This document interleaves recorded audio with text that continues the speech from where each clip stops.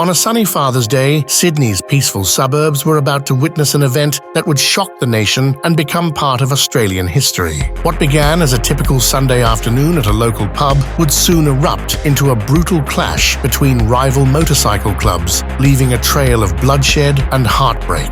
It was a perfect storm of long, simmering tensions, territorial disputes, and personal vendettas that exploded into a bloody confrontation in broad daylight. As the dust settled, 7 lives were taken, including an innocent 14-year-old girl. This is the story of the war between the Comancheros and the First Bandidos chapter in Australia.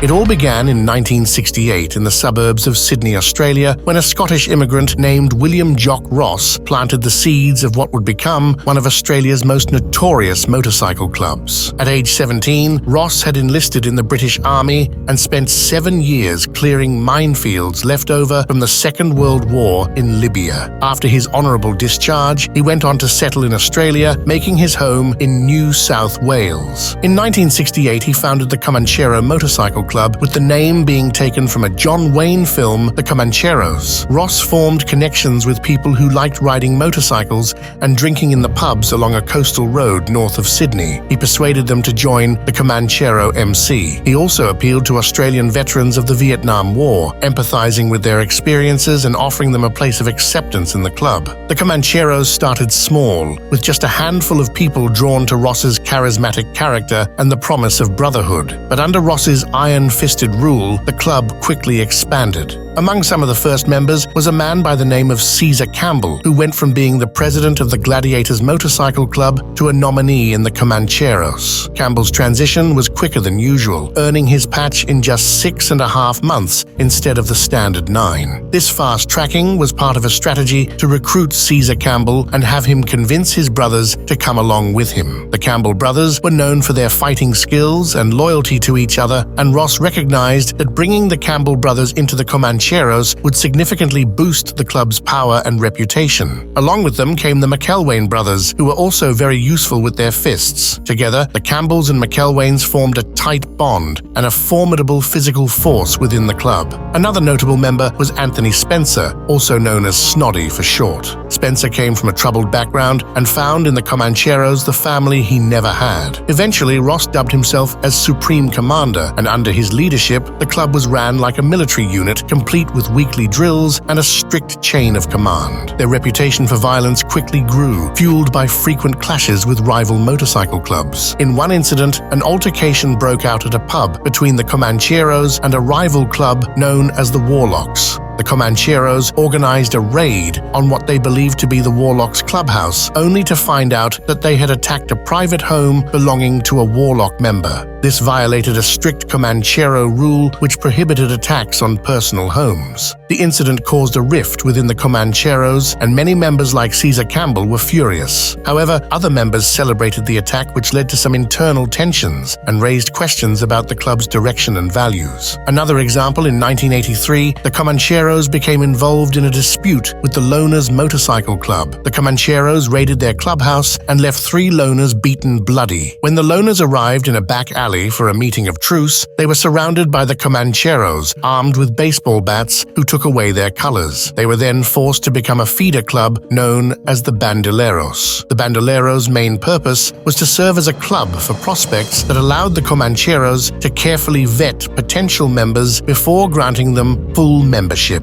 They were also to be used as a frontline unit. These type of incidents led the police to consider the Comancheros to be one of the most violent motorcycle clubs in Sydney at the time. At some point, Spencer was sent to the United States to source some cheap Harley-Davidsons, as they were harder to get in Australia. There, he met some members of the Bandidos and was overly impressed at how they were running things in Albuquerque, New Mexico. The Bandidos invited Spencer for drinks at the pub, where he met the chapter president known as Ha Ha Chuck. The two became friends, and the Bandidos helped him source motorcycles from other Bandidos chapters, which Spencer and Charlie shipped back to Australia. When Spencer returned, he couldn't stop talking about the respect that the Bandidos showed him. He described their motorcycle club as vastly different from Ross's military-style leadership of the Comancheros. Spencer painted a picture of the Bandidos as an old-school outlaw club focused on honor, loyalty, and having a good time with your brothers. This description resonated with many Comanchero members, including the Campbells, the McElwains, and others. Spencer's stories about the Bandidos caused tension with Ross, and cracks in their relationship began to show.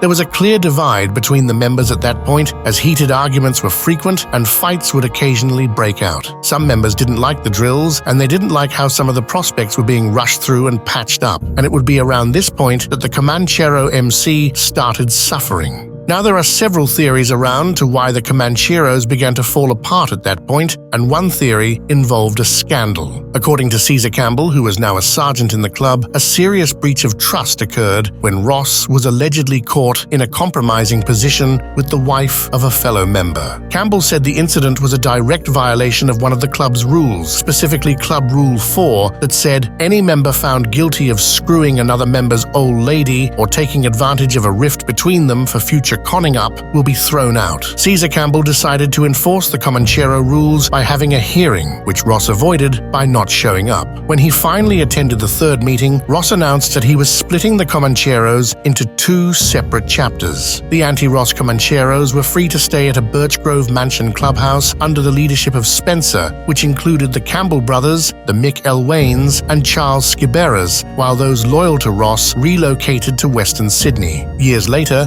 Ross gave his side of the story on why the Comancheros started falling apart and reflected on the changes within the club. He noted that problems began when the Comancheros continued growing with new younger generation members who were more interested in drugs and partying. They had to move to a Birch Grove mansion to accommodate the ever-growing numbers of the club, and over time, these new members began to resent Ross for his military-like structure of the club and weekly drills. One member even said in an interview, "If I wanted to march around in a fucking backyard, I'd join the fucking army instead." At that point, Ross and the members close to him have had enough, which led to the split into two chapters, a city chapter and a western suburbs chapter. This was supposed to ease the tension between the two chapters, but instead, relations gradually deteriorated between them. Things got even worse during the club's annual run, as fights broke out and threats were made. According to Caesar Campbell, only a small group of members followed Ross to the Western Sydney chapter, and that the new chapter began rapidly expanding, with new members being patched in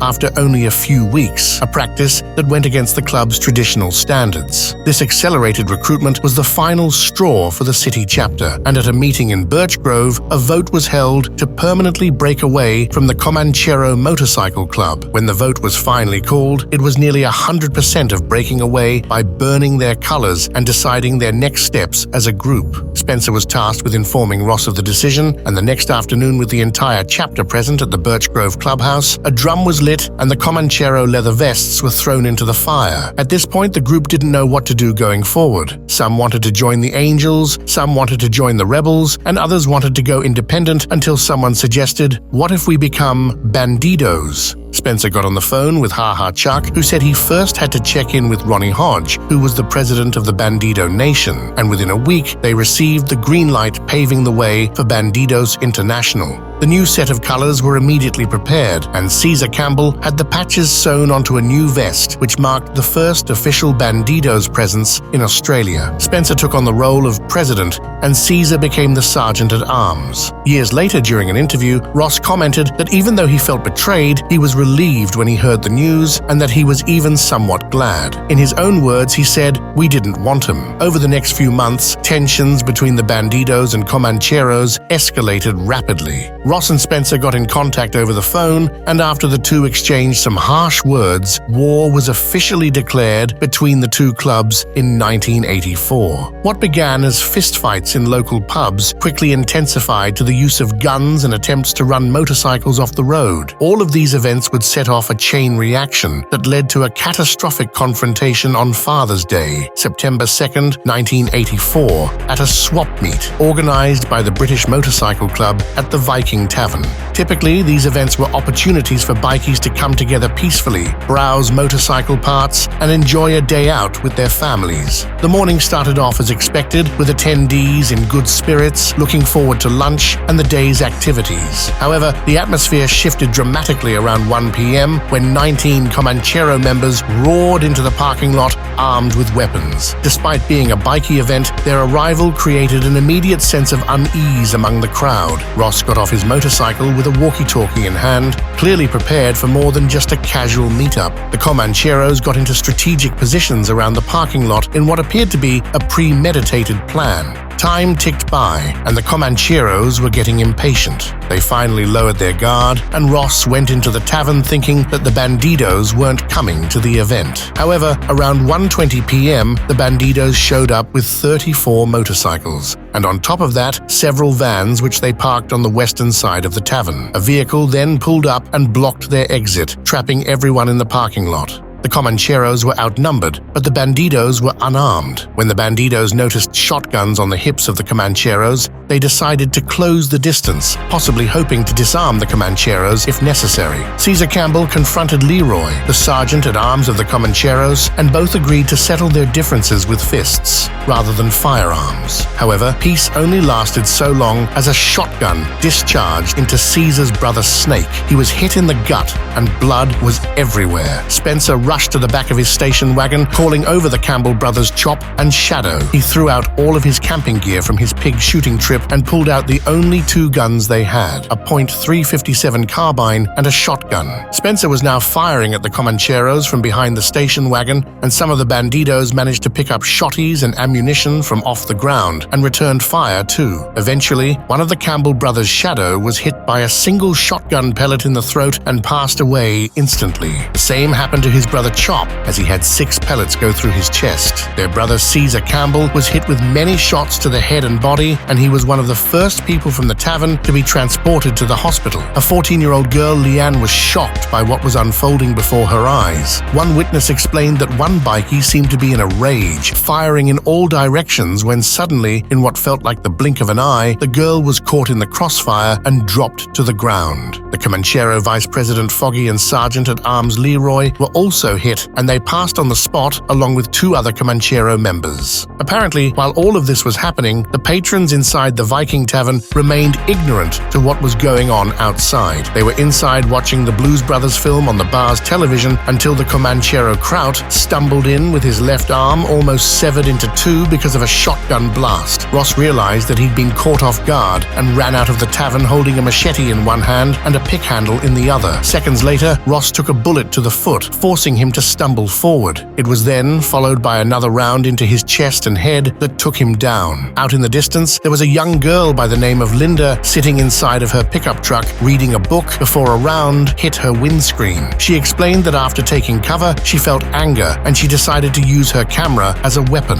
Linda snapped 7 photos of the entire situation, and those photos eventually stood as cornerstone evidence against the Comancheros and the Bandidos. It wasn't long before news reached the nearest police station, and more than 200 police officers arrived 15 minutes after the fighting ended. Constable John Garvey, one of the first on scene, entered the tavern through the back door in plain clothes and encountered an armed Comanchero member. After a tense exchange, Garvey convinced the clubs to surrender their weapons. Even though no arrests were made that night, the authorities under Ron Stevenson immediately launched Operation Hardwalk, which gave many investigators sleepless nights with over 400 interviews. Linda's 7 detailed photographs proved crucial in identifying the club members and establishing their locations during the massacre. The authorities arrested all Comanchero and Bandidos members identified as responsible for the incident. Some of them went on the run, but were eventually captured. These arrests led to what became Australia's longest and most expensive trial, with costs reaching approximately $12 million. The scale of the case was evident in the jury selection process. Officials summoned 1,500 potential jurors who gathered at the Penrith Leagues Club. After thorough screening, only 12 individuals were deemed suitable to serve on the jury. With the selection complete, the court proceedings began for the 31 accused motorcycle club members. The trial required extensive security measures, and each session involved at least 58 police officers, including armed Tactical Operations Unit members, in the courtroom. Witnesses were also escorted home by armed guards from the Witness Security Unit after each session. On June 12, 1987, more than 2 years after the Milperra massacre, the jury delivered 63 convictions for taking lives, 147 for manslaughter and 31 for other offences. Ross and 4 other Comancheros received life sentences. 16 bandidos were also found guilty of manslaughter and sentenced to 7 years behind bars. Spencer took his life in prison before he could stand trial, leaving a note for his family and friends. 2 years later, 3 Comancheros successfully appealed their sentences, which were reduced to manslaughter. Finally, in 1992, Ross was the last man released, having served the longest sentence of 5 years and 3 months. Caesar Campbell's brother Wack passed away in 1987 while in jail due to complications related to the injuries he sustained during the Milperra massacre, and Caesar Campbell passed away in 2021. The New South Wales government wanted to ensure that nothing like this ever happened again and updated the Firearms and Dangerous Weapons Act. It strictly stated that a good reason was henceforth required for the issue of a firearm license, as the previous law allowed registered owners the right to carry firearms in public.